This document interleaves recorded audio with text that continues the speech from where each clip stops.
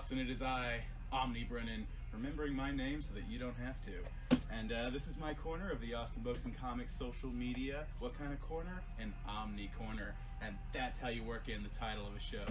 This show, the show where we showcase omnibus editions, large hardback collections of comics and things like that. And yeah, this week I've got two awesome Marvel volumes for you. Marvel again? Yes, Marvel again. Marvel puts out so many great omnis.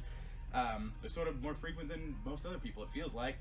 That being said, after what seemed like a cascade of omnis of new omni releases every week from all manner of companies, we finally seem to have a break in the action where I can kind of reflect back on some that have already come out. So firstly, I've got X-Men Eve of Destruction hardback omnibus. I call it an omnibus. It's not technically an omnibus, but it might as well be. It's the same size, and it collects a large portion of a story. I don't know why they don't call it an omnibus, but it is.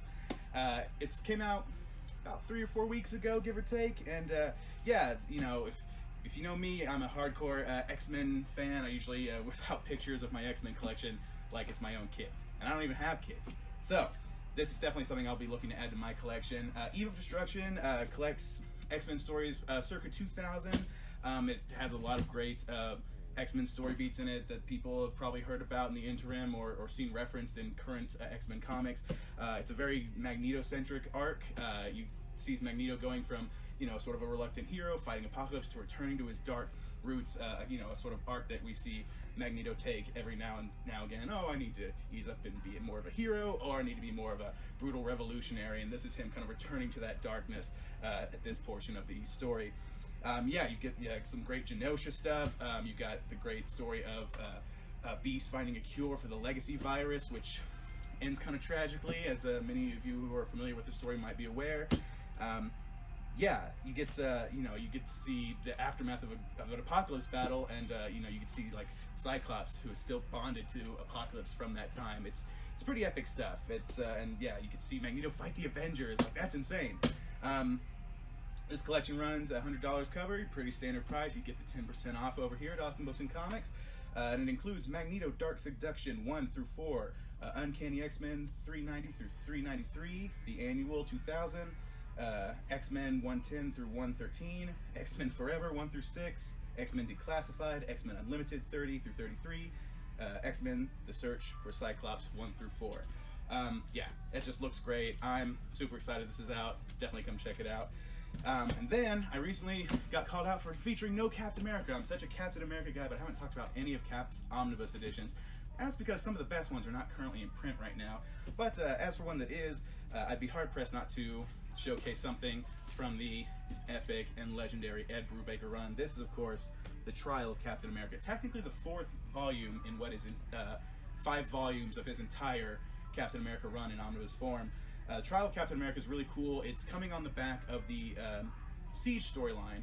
So as you know, towards the end of Civil War, we saw the death of Captain America, and Bucky Barnes, his sidekick back in World War II, recently returned and recovering from his time as the Winter Soldier, has to take up the shield and really kind of see if he can stand up to Steve Rogers' legacy. And it's such a great epic story of him, of his kind of rise as Captain America and eventual fall as Captain America as well.